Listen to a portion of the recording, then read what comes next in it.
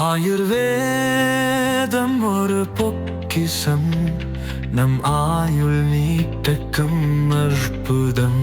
Doctor Srivarma's 6 மாத காலம் ஆகிறது. இதையெல்லாம் கேட்டமுன்னா அதிகாரிகள் என்ன சொல்லுகிறார்கள் என்றால், முகாமுக்கு அனுப்புகிறார்கள், பதிவு முகாமுக்கு அனுப்புகிறார்கள், மருத்துவ முகாமுக்கு இன்னொருத்தர் வேலை பார்ப்பார்.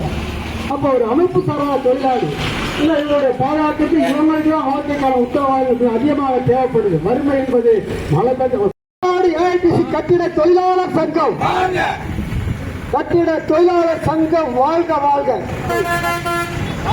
ஆர்ப்பாட்டம், இது ஆர்ப்பாட்டம்,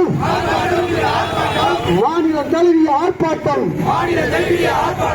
ஏஐடிசி நடத்தும் ஆர்ப்பாட்டம், ஆர்ப்பாட்டம் இது வழங்கிடு வழங்கிடு, ஓய்வூதியம் 2000 ரூபாயை வழங்கிடு,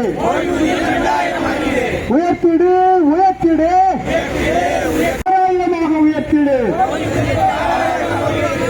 உயர்த்திடு உயர்த்திடு,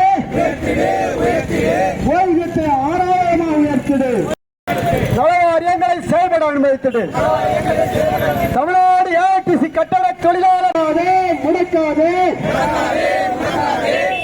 தொழிலாளர் சட்டங்களை முடக்காதே, சிதைக்காதே சிதைக்காதே.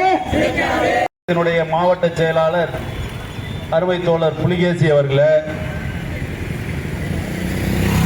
ஏஐடிசியினுடைய மாவட்ட உடனே வழங்க வேண்டும். திருவாரூர் மாவட்ட நலவாரிய அலுவலகத்தில் கண்காணிப்பு ஆணையர் அவர்களை நிரந்தரமான ஒரு ஆணையரை நியமிக்க வேண்டும் என்று கேட்டுக்கொள்கிறோம். ஒரு நாடு வளர்ச்சியை நோக்கி செல்கிறது என்றால் அதற்கு முக்கிய காரணமே தொழிலாளர்கள் தான்.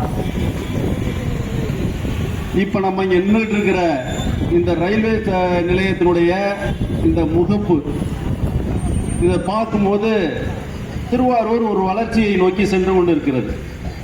அப்ப இதற்கு அடிப்படையான காரணம் தொழிலாளர்கள் தான், குறிப்பாக கட்டுமான தொழிலாளர்கள்.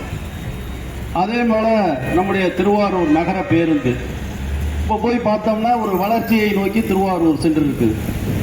அதற்கு அடிப்படையான காரணம் நம்ம இந்த கட்டுமான தொழிலாளர்கள் தான். ஆனா அப்படி இருக்கிற இந்த கட்டுமான தொழிலாளர்களுடைய வாழ்க்கை என்பது ஒரு கேள்விக்குறியாகவே இருக்கின்றது.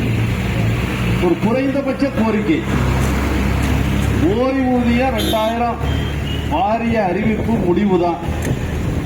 ஆனா அதை முழுவதுமாக வழங்குவதற்கு அருகதல்ல, 1200 என்கின்ற அடிப்படையில் தான் கொடுத்துட்டு இருக்காங்க.